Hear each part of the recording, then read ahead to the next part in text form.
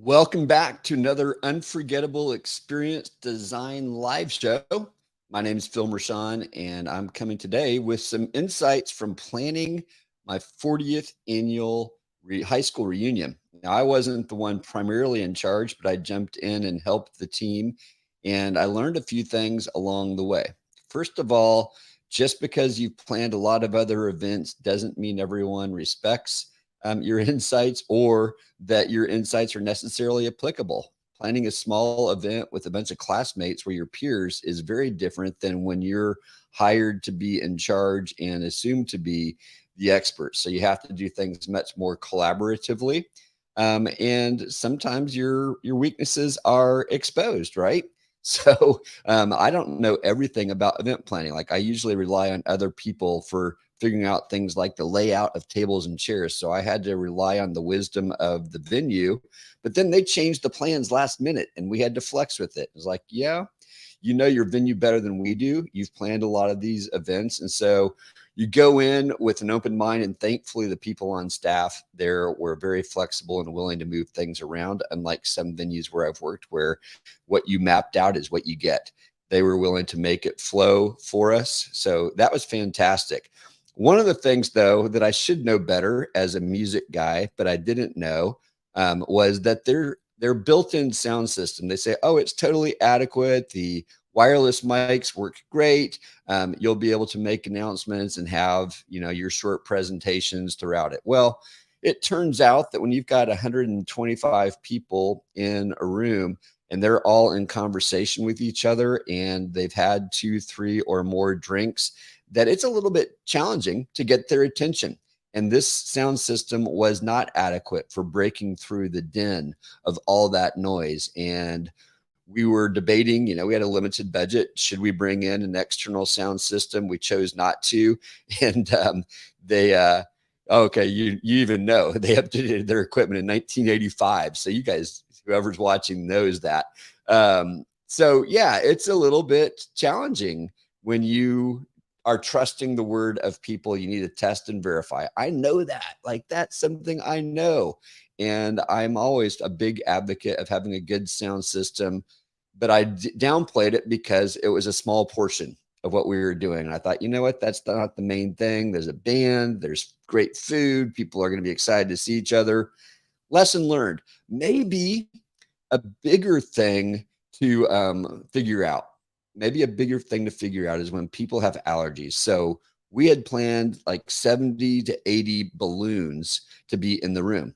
And there was unfortunately a classmate who has latex allergies. She could not be in the room with that many balloons in our presence. And that was a disappointment to find out. And then even worse, though, is the balloons that we ordered. And we ordered them off Amazon from, I don't know what company provided them.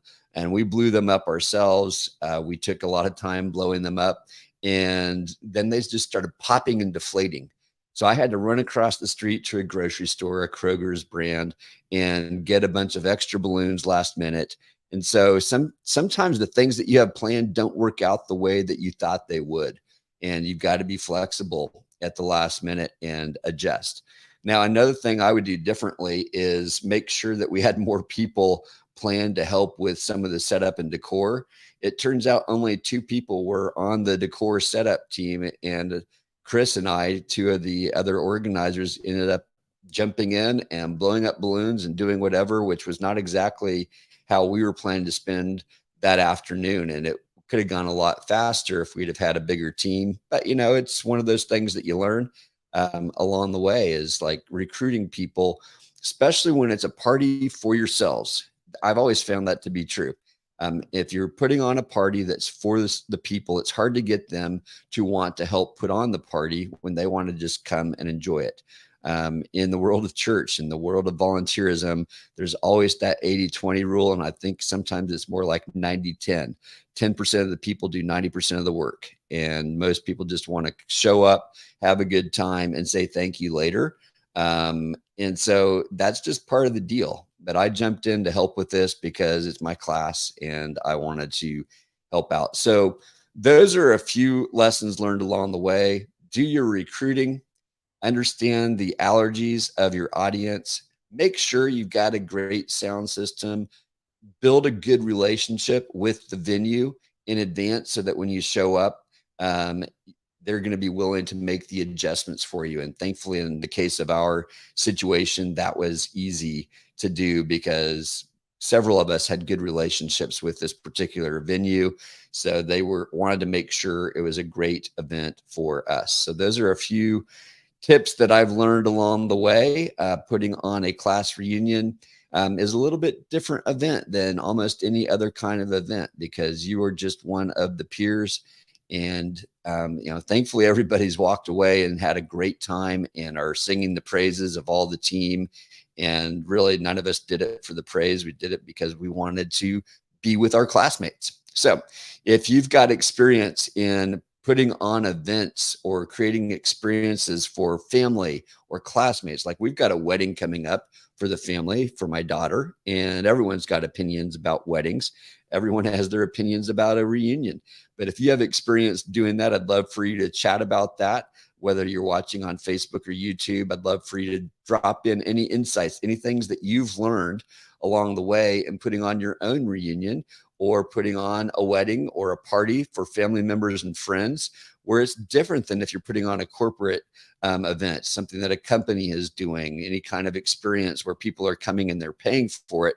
When people aren't paying and they're coming, they have a different kind of expectation. And you, as the organizer, are looked at differently than if you were the one that people paid to come. They have expectations too. But if you've got experience with that, drop those into the chat. I'd love to converse with you later on. That's all I've got for today. Today's going to be short and sweet, but hope you have a fantastic rest of the day and make it unforgettable.